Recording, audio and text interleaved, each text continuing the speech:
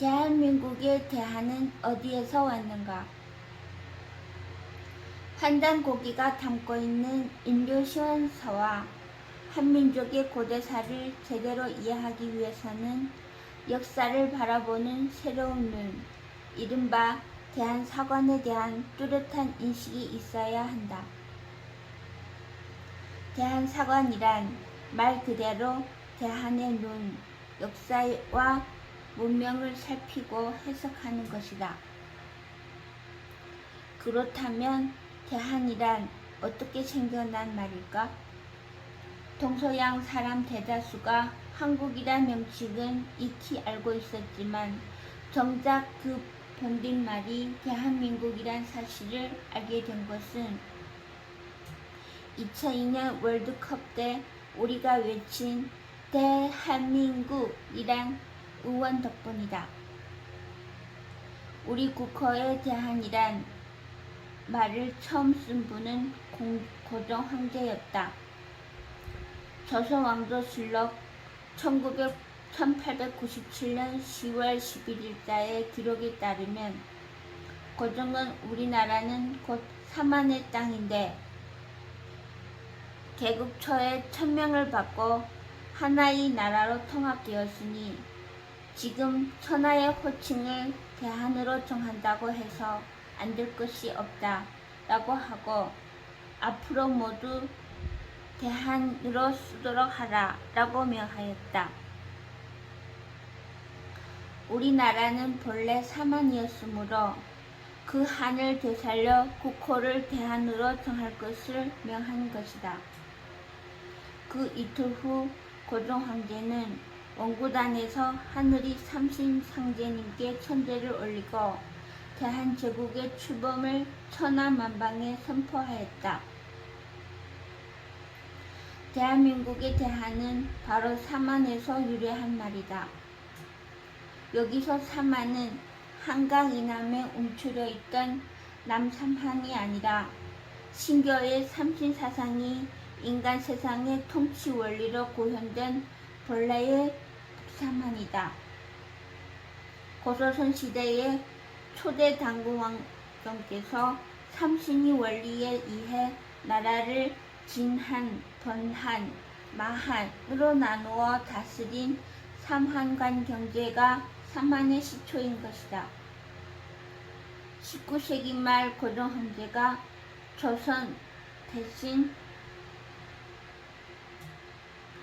대한이라는 새로운 국호를 선포한 것은 이 나라가 고조선의 사만을 계승한 천자국이자 자주 독립국으로 재탄생함을 천명한 것이다. 이러한 대한의 명원은 환단고기에서 보다 구체적으로 확인할 수 있다. 오한건국이 최고라는 삼성의 상의 첫 문장이 그것이다. 우리 환족이 나라를 세운 것이 가장 오래다 라는 이 선언은 한민족이 원래 환족이었음을 밝히고 있다. 환은 하늘의 광명을 뜻한다. 이 환에서 탄생한 것이 한이다. 즉 한은 하늘의 광명이 인간에게 내려와 깃든 것이다. 한은 바로 인간을 하늘의 광명을 내려받은 신성한 존재로 자리매김하는 말인 것이다. 이렇게 위대한 우주사상을 담고 있는 한이 우리 한민족을 지칭하는 말이 된 것이다. 아시아에서 북미까지 퍼져 있는 한은 단지 이 땅의 8천만 결여를 가리키는 언어로 한정되지 않는다. 국어사전에 따르면 한은 20가지 이상의 뜻을 가진다. 그 가운데 대표적인 뜻만을 꼽아도 하나, 많다, 크다, 같다, 가운데, 대략 등이 있다. 환단고기에서도 한의 뜻을 여러 가지로 정의한다.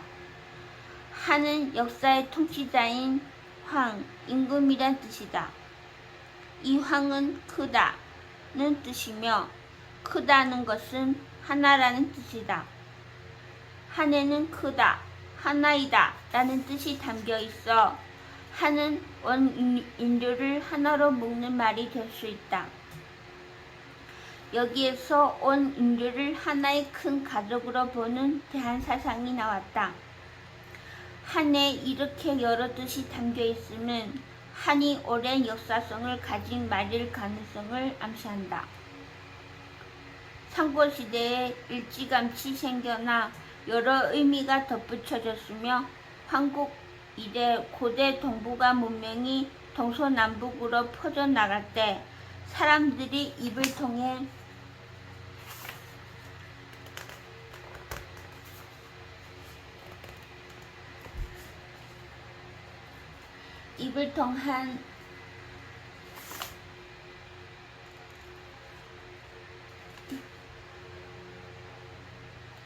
한이란 말도 멀리 전파되었던 것이다.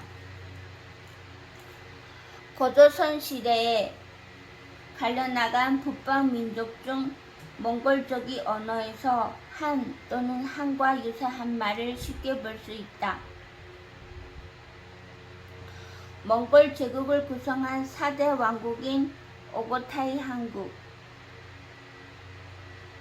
차가타이 한국, 킵차크 한국, 일한국의 이름에 비록 한자 표기는 다르지만 한이 포함되어 있다.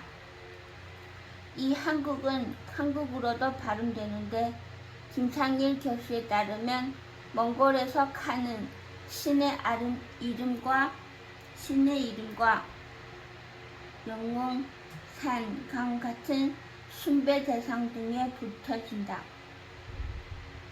마야 인디언들에게서도 칸이 신적 존재와 관계되어 사용되고 있다.